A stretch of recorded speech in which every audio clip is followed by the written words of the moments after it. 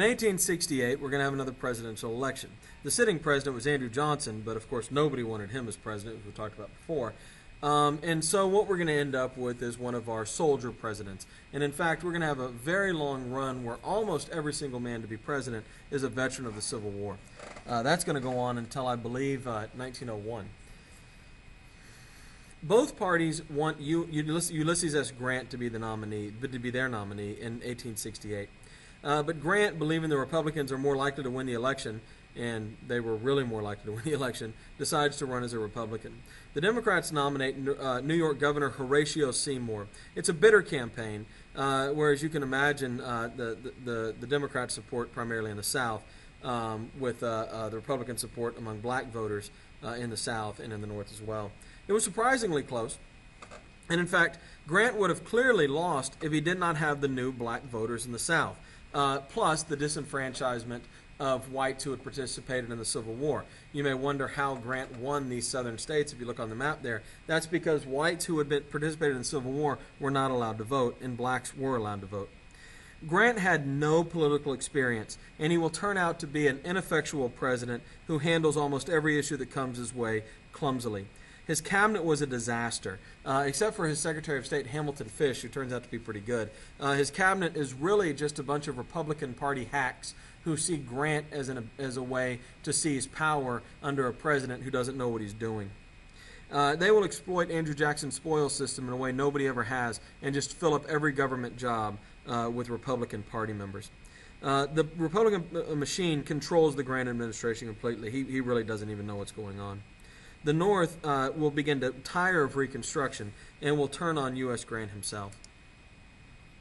In the election of 1872, liberal Republicans revolt against what they call Grantism, and they run a third-party candidate, Horace Greeley.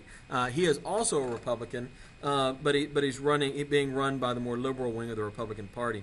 The Democrats, figuring their best chance to win will be to get behind Greeley, will also nominate Greeley, so they'll team up with the liberal Republicans. Greeley is the publisher of the New York Tribune, most famous for his admonishment to "Go West, young man." Grant still wins easily, largely on the Southern black vote and the disenfranchisement of Southern whites again. Grant's second term will not go well. His first term didn't go that great, but his second term goes much worse. Right around the time of the election, it will be revealed that Grant's administration, not so much Grant himself, but Grant's administration had been involved in a number of scandals where they were defrauding the government.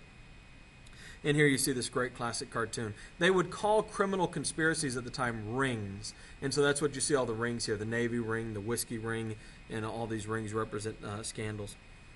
The biggest scandal was called Credit Mobilier. This was a French company that the American government hired to build part of the Union Pacific Railroad.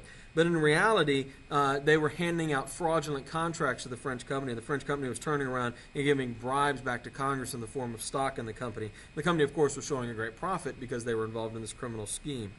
One of those taking bribes was Grant's vice president, Schuyler Colfax. And so this is going to begin to discredit the Grant administration. And then the floodgates open. The whiskey ring involves the Secretary of the Treasury, Benjamin Briscoe, learning that his staff is helping distillers avoid taxes on their whiskey in exchange for bribes. Whiskey taxes were actually the number one source of revenue for the federal government during the time.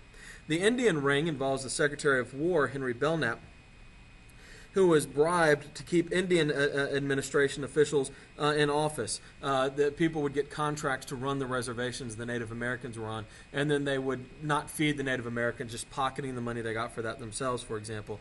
And they were bribing federal officials not to tell anybody that was going on. And there's actually a whole series of other lesser scandals I'm not going to get into here. Economic problems are going to rear their head as well. The Panic of 1873 is the worst one so far in American history. It's caused by an overextension of investment in the railroads by bank tycoons like Jay Cooke and Company. In fact, Jay Cooke's investment company completely collapses because he's extended himself too far in his investments, and that will lead to a cascading series of collapses of other businesses. There is pressure to pay off the war bonds, the money we borrowed to fight the Civil War, early with greenbacks. Remember, greenbacks are money that is not backed by gold, paper money with no other value. Grant doesn't like this. He's a sound money guy, and he says no, he's not going to go along with this. He favors the lenders over the borrowers, meaning he favors the banks who loan the money over the people they owe money to. The Treasury ignores him, remember he was a weak president, and issues more paper money anyway. This causes inflation, and in 1875, Congress passes the Specie Resumption Act that says on January 1st of 1879, all the greenbacks will be taken out of circulation and must be replaced with sound money. All money will then be pegged back to gold, so money will go back to being a representative for gold. The bankers are thrilled, but the people who owe money are in a lot of trouble. In 1875, they formed the National Greenback Party. They don't give a whole lot of support to any politician, but this money question is going to dominate into the 20th century, and the 1870s will be a time of businesses failing coupled with massive inflation and be difficult economic times. The best part of the Grant administration are his secretaries of state, William Seward and Hamilton Fish. Seward buys Alaska from the Russians for $7.2 million.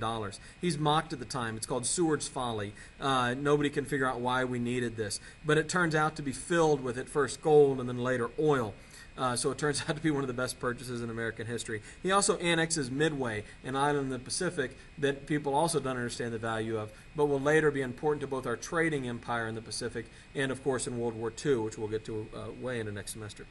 Hamilton Fish will resolve disputes with England over Confederate warships with Great Britain by using an international arbitrator and avoid potentially a war with England.